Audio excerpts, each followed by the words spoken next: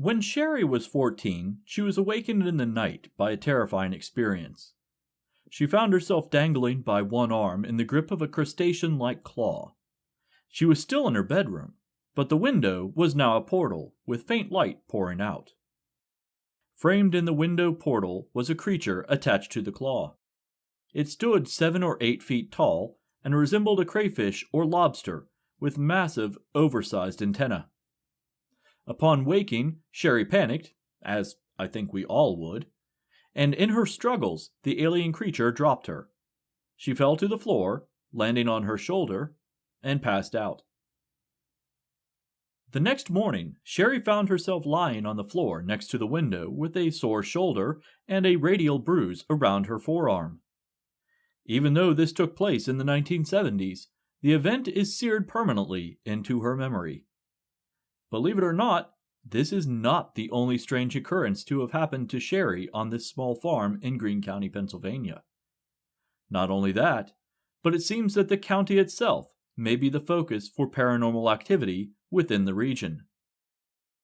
I'm your host Jason, and you're listening to the Esoteric Book Club.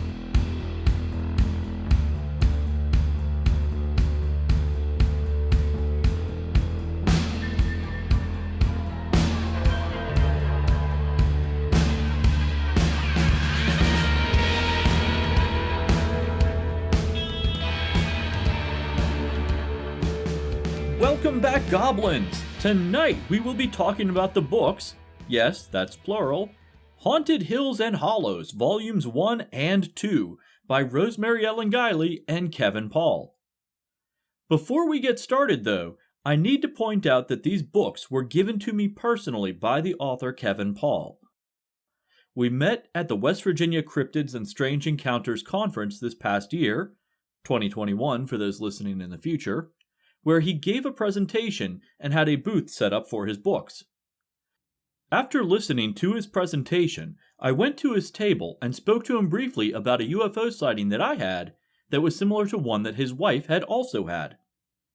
After talking a bit, he asked about the Esoteric Book Club. I told him what it was, and he gave me a copy of his first book and let me in on a secret. In November, he said, the second book in this series is being released. He then got my mailing address and offered to send me a copy when it was printed. In return, I offered to review his works on the podcast. So, here we are.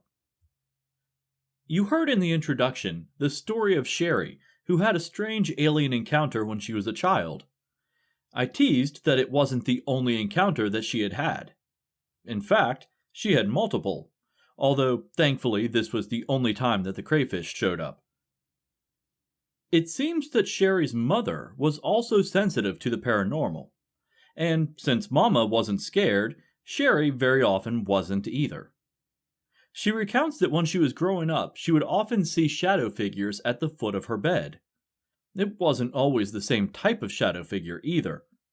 Some were black and some were gray, but all were semi-transparent and would either vanish or walk through the wall or window when they left. The gray figures seen by Sherry were described much like what we think of as gray aliens today. Short, emaciated, large heads, and oversized almond-shaped eyes. I find it interesting that they took on a shadowy appearance, making me think that these were not entirely physical creatures. This would mean that they fall more within the realm of interdimensional entities, as discussed in the book The Eighth Tower. Even though it's not expressly mentioned, I would also guess that these are the entities that would walk through the walls and windows upon their departure. The other shadow entities were tall, black, and often seemed to be wearing overcoats and broad-brimmed hats. These figures were a bit more frightening. While it was often difficult to see the details of these hat men, at times, Sherry was able to distinctly see round eyes. To a young child, these encounters would be more than a little frightening. But, as I mentioned, Sherry's mother was also sensitive.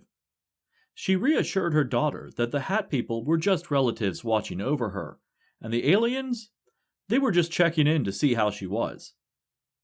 It doesn't seem that Sherry's mother ever explained why the aliens were checking on her specifically, but it was a good enough explanation for a child, so Sherry wasn't terribly afraid.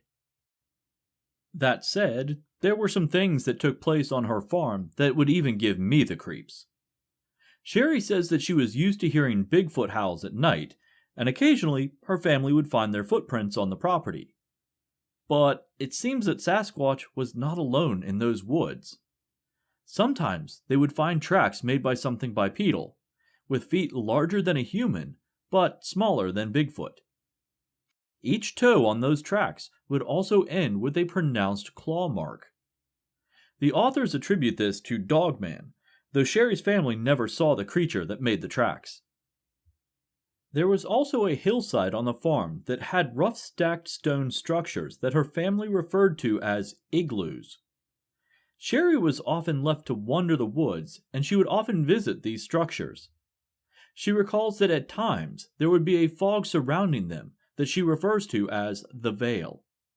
She never remembered what happened to her while she was within the veil, and her mother says that while she was there, she would be away for about an hour each time. Finally, Sherry has frequently witnessed aerial lights searching the hillsides around her home. At times, they would come from a triangular black object using spotlights, and at other times, they would be circular discs with multicolored lights around the rim.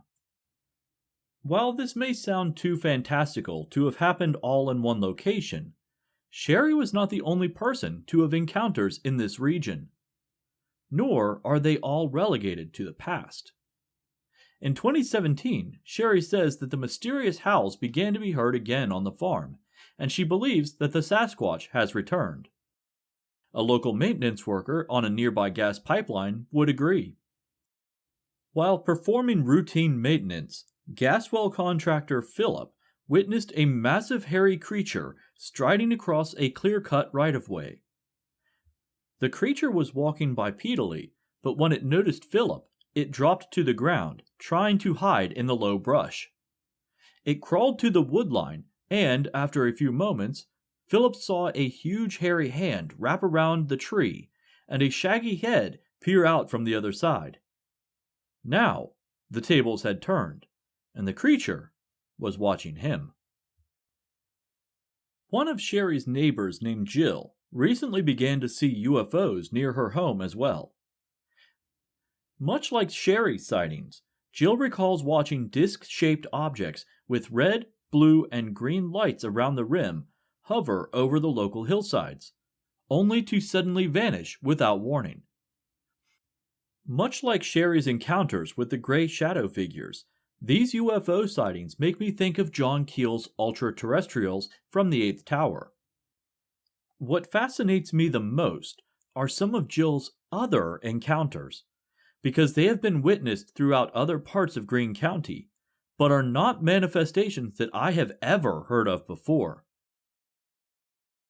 It's honestly difficult to describe these entities. She recalls them being black, scurrying things that came out at night. They would scramble from shadow to shadow, terrorizing both Jill and her dogs. Jill isn't the only person to encounter these creatures, though. John, a contract handyman, began to have encounters with these entities after doing some work on a home where he uncovered a Native American artifact.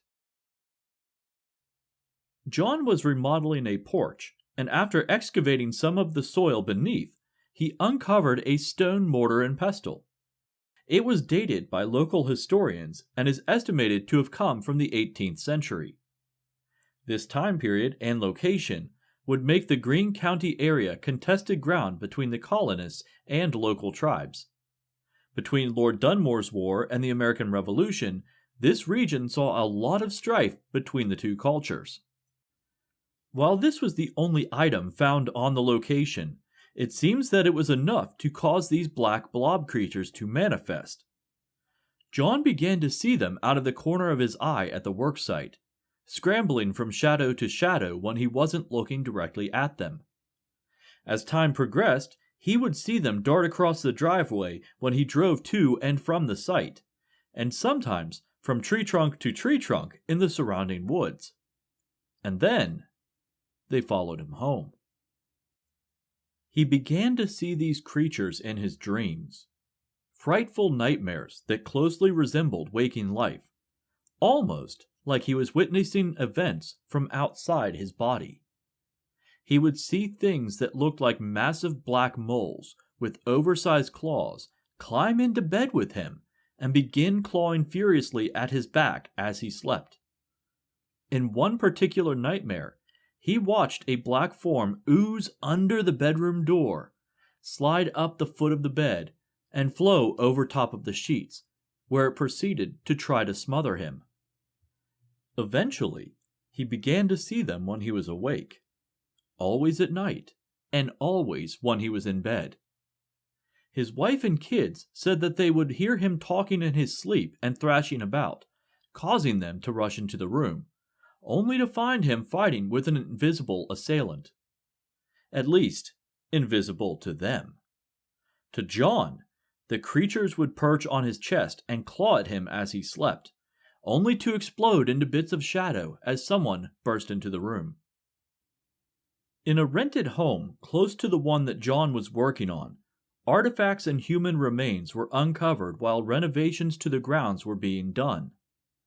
Once the discovery was made, the items were reburied and the planned construction was relocated away from the gravesite. Despite that, the black blobs were unleashed. The renters were at least spared the frightening encounters that John had suffered. Instead, the blobs would hide within the tree line, content simply to be seen. You know what helps me to be seen? Patreon. Yep, it's that time again. The Esoteric Book Club can be found on Patreon, where your donations help me pay for server costs, reading material, and fuels me with the necessities of life, such as coffee. I'm in the middle of restructuring the tiers and such, but rest assured, you can still help out the Esoteric Book Club for as little as $1 a month. Those who donate at the highest tier, like Samantha Shaver, will still get shoutouts on every show. I'll provide a link in the show notes. For now, let's get back to the show. These examples are just a few from the first book. While most are second-hand accounts from experiencers, the final chapters of each book are encounters that happen directly to the authors themselves. In Book 2, author Kevin Paul reflects on several events in response to a question that is commonly posed to him. What is the most frightening thing that you've ever encountered? While he aptly quips that the most frightening situations that he's ever been engaged in involve living, breathing human beings, he does elaborate on the weirdness that tends to follow him. The first thing he mentions in this chapter is how he learned about dowsing. Believe it or not, he discovered it during a lecture hosted by West Virginia University's Geology Department. Paul found that it was a skill in which he had a particular talent. For those who don't know, dowsing is a type of, well, I guess it's a type of divination, but it's used to find objects that are hidden. The primary use for dowsing in Appalachia is to locate sources of water, though it can be used for minerals such as coal or even things like oil and gas. It's done using either a forked branch of a fruit-bearing tree or using two thin metal rods, each bent at a 45-degree angle. In the case of the tree branch technique, the dowser holds the branch loosely in their hands and parallel to the surface of the ground. Then they try to focus on the target, clearing their minds of all other thoughts. Slowly, they walk around the area that they are searching. When they near their target, the branch will drop down, or, in some extreme cases, bend much like a fishing pole. I've seen a dowsing branch bend in half like this, and I have to say it is really impressive to witness in person.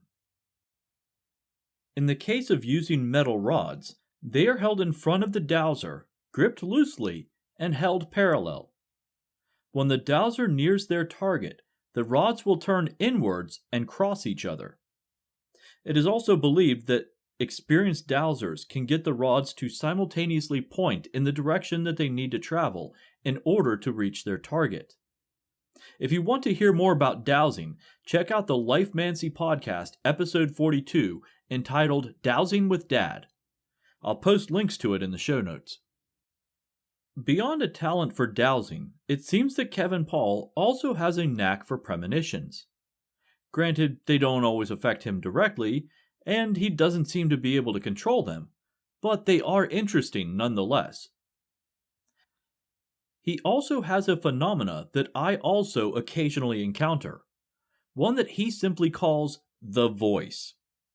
Now, to him, he refers to it as the voice of God, but when I personally hear it, it is sometimes a female voice, so for me, it's difficult to assign an origin to it.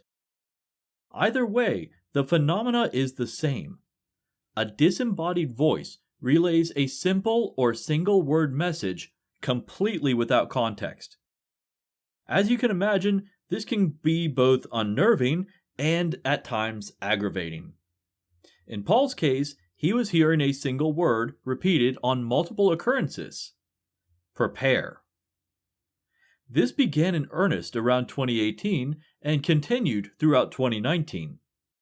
When 2019 rolled around, he began to have symbolic dreams in conjunction with the voice. Specifically, he was being shown unprecedented weather events. While the messages made very little sense to him, he still began to prepare for such an event. Around Thanksgiving of 2019, he was relayed more urgent messages, indicating that his preparations needed to be completed imminently. I'm sure most of you can predict where this is going. With the events surrounding COVID, Paul used his extra downtime to sharpen his dowsing skills. He experimented and found out that he could use dowsing rods in basically the same way that pendulums are used, to answer yes or no questions. He was able to predict significant events such as business shutdowns in Pennsylvania, market shifts, and other impactful occurrences. About this same time, he began getting numerological synchronicities. He would see the number 3 everywhere. Sometimes it would appear in a factor of 3, so 9, 12, etc. Or he would have significant dreams or occurrences at 3 a.m. It's the dreams that really became bizarre, though. He began to have encounters with ultra-terrestrials. Initially, he called them alien, because in a literal sense they are alien to us. But as time progressed, he began to understand that they weren't extraterrestrial, but instead existed in a neighboring dimension, specifically the spirit realm. They didn't seem to be the spirits of departed people, but instead had more of a fey quality.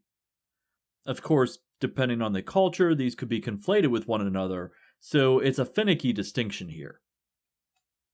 These encounters had various female entities who eventually began to appear in real life. In one instance, Paul was introduced to a woman by a co-worker, and she appeared to have been one of the women in his previous dreams. Was this a visitation from the spirit world, astral projection, or one of his premonitions made manifest? It's really hard to say. After some time, one specific woman made herself known in the dream realm. She began to appear exclusively and more frequently.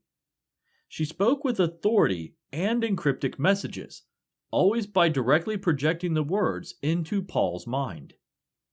One night, he even awoke to find her standing beside his bed, where they had a brief conversation, all without waking up the dogs who were sleeping nearby. Even the locations of his dreams took a drastic turn from suburban environments to rural, if not wilderness, areas. It seemed to have spurred him to do some extra exploration into nearby wildlands. In one such excursion, he was met with a striking figure that strode out of the brush with a massive dog accompanying her. Her clothing seemed out of place for such rough terrain, and when he looked again, she was gone. The author has his own theory as to who this individual was, and how she ties into the dream figure that was giving him the cryptic messages. But I'll leave that for you to discover on your own.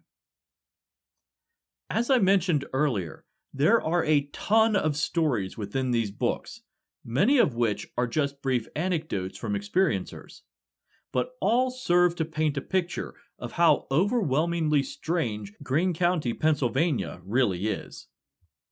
The books aren't just limited to recording paranormal encounters either. They also include a large quantity of history and speculation as to what causes, or creates, all the strangeness in this region.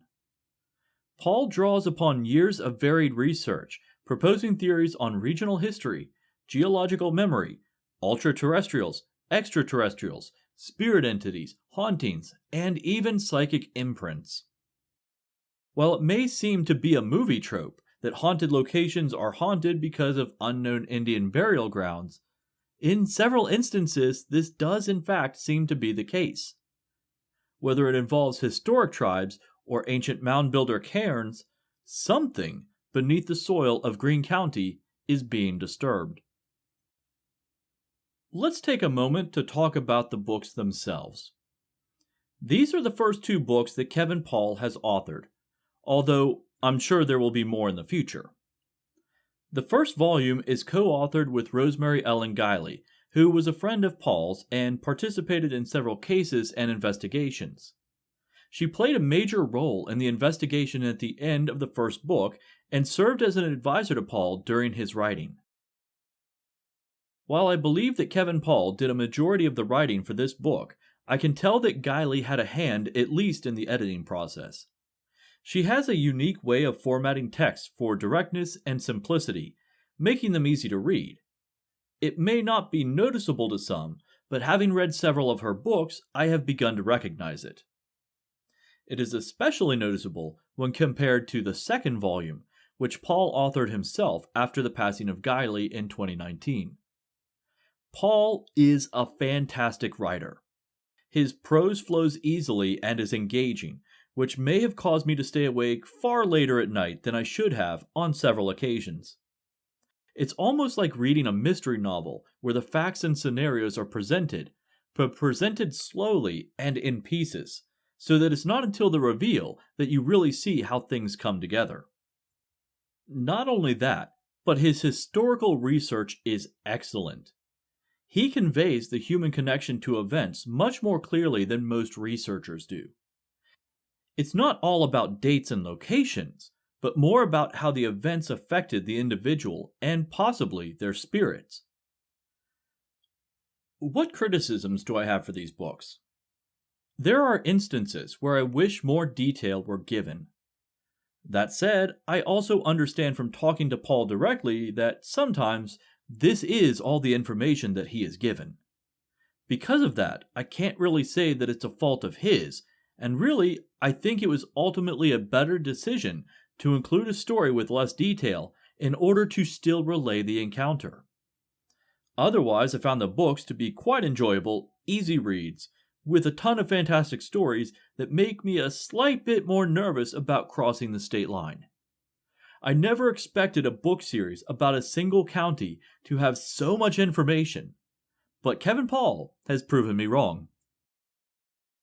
For those who want to pick up copies of Haunted Hills and Hollows by Kevin Paul, I'll post a link to Visionary Living Publishers in the show notes. Trust me, there is a lot more than what I was able to cover on this show. The Esoteric Book Club can be found on Facebook, Instagram, Patreon, Podchaser, and at esotericbookclub.org. Intro and outro music is provided courtesy of Sarah Rudy and her band Hello June. You can find their work at bandcamp.com or at wearehellojune.com. Patreon supporters can stick around for more stories. For the rest of you, until next time, remember, stay weird.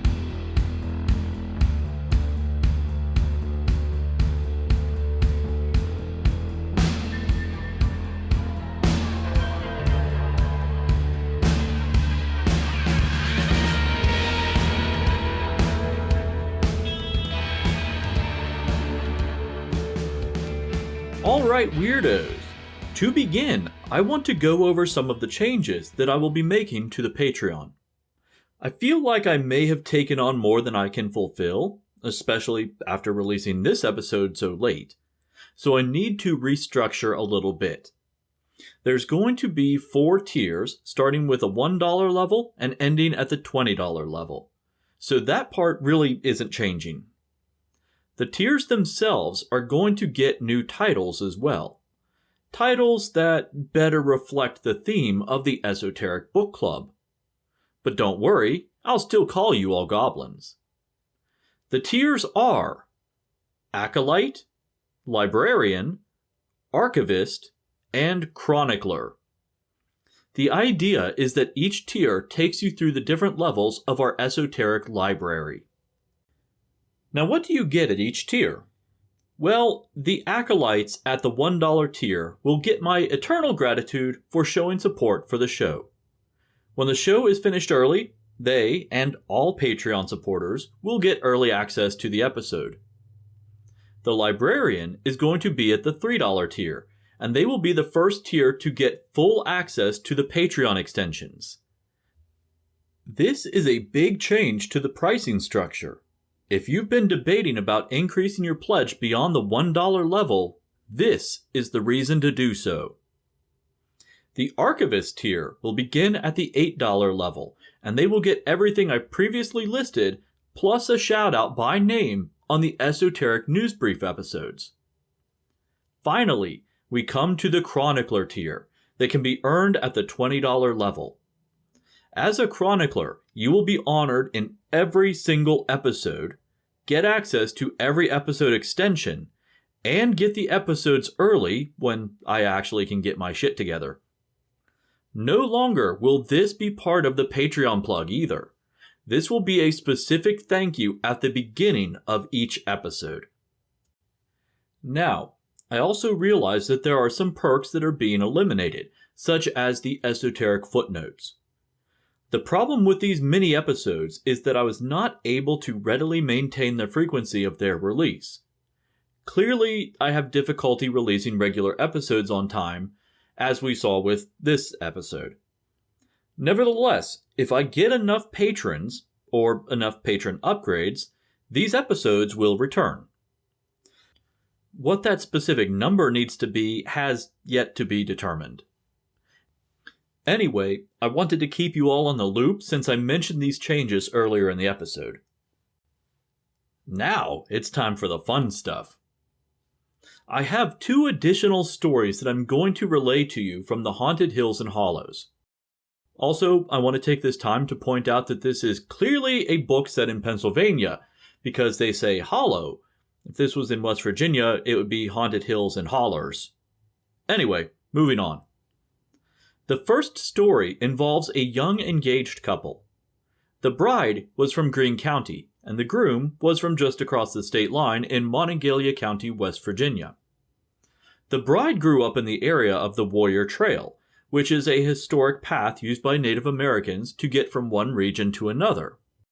While the primary trail was used for both trade and war, several branches were designated as trails, quote, where you go armed. That said, the bride was always warned by her grandfather to never go near the trail. According to him, that was accursed ground. He even went as far to say as not even God would touch that place.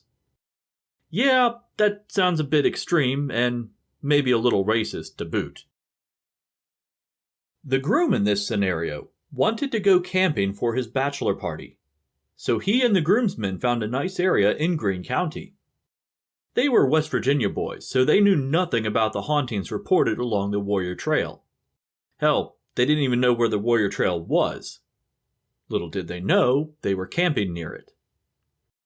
They had picked out a nice secluded clearing on a hilltop that would give them a nice view of the sky and a bit of privacy from any potential visitors. When the setting sun changed the color of the sky to an eerie blood red, that is when all the chaos began. Suddenly, a nearby bush began to glow with a creepy blue light. I have no idea what the significance of that is, but it's a noted detail, so I left it here within the story. Out of the shadows, ghostly white figures began to emerge. As you would expect, some of them were Native Americans, but the others were dressed in Civil War uniforms. This was clearly too much for the guys, and they all piled into their car, abandoning their camping gear, and left as quickly as possible. At the entrance to the clearing, there were two figures seated on opposite sides of the road. One soldier and one Native American. They didn't seem to do anything besides serve as guardians of the place, though. As they made the sharp turn onto the main road, one of the passengers looked behind them just in time to see one of the Native Americans hop and throw a spear at the car. 5 days later, after telling their girlfriends and fiancé about the incident, they decided to go back to the site during daylight hours.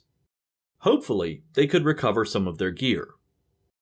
When they got there, they found little more than muddy tire tracks where they rushed to escape their ordeal.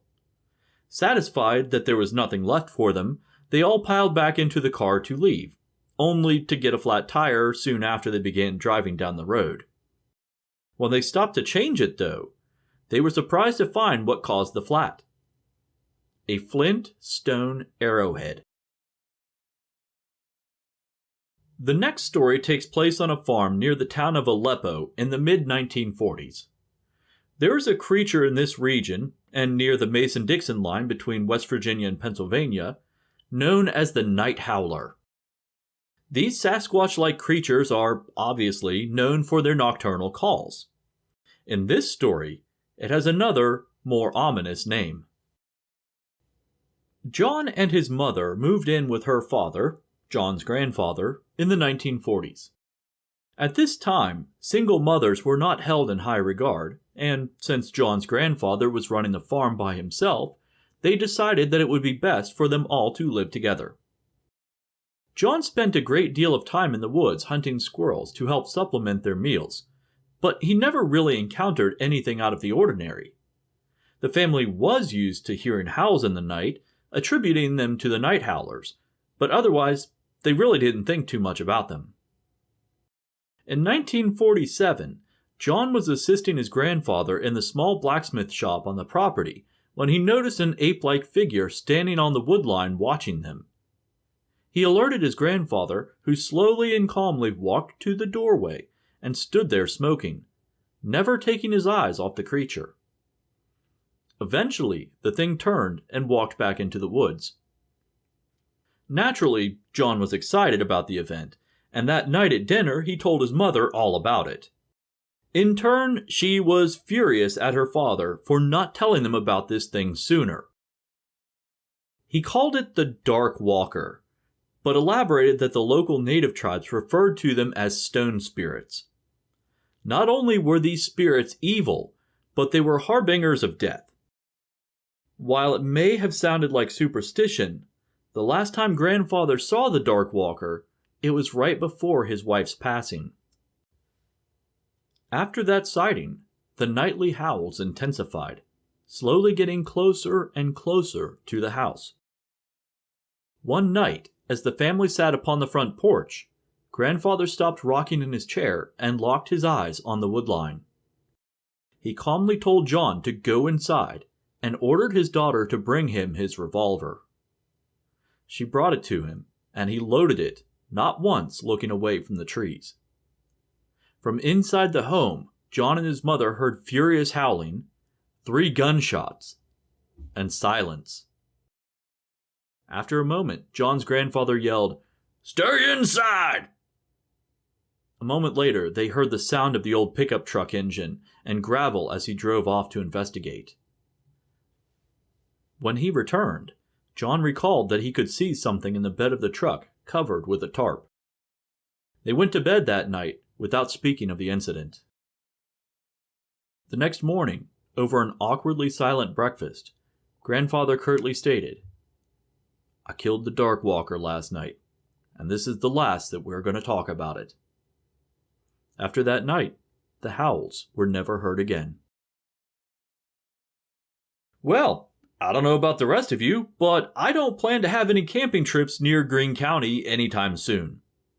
I hope you enjoyed these extras tonight. As always, this is my way of saying thank you to my patrons, because without you, I couldn't make this show. So as always, remember, you're a special kind of weird. Good night.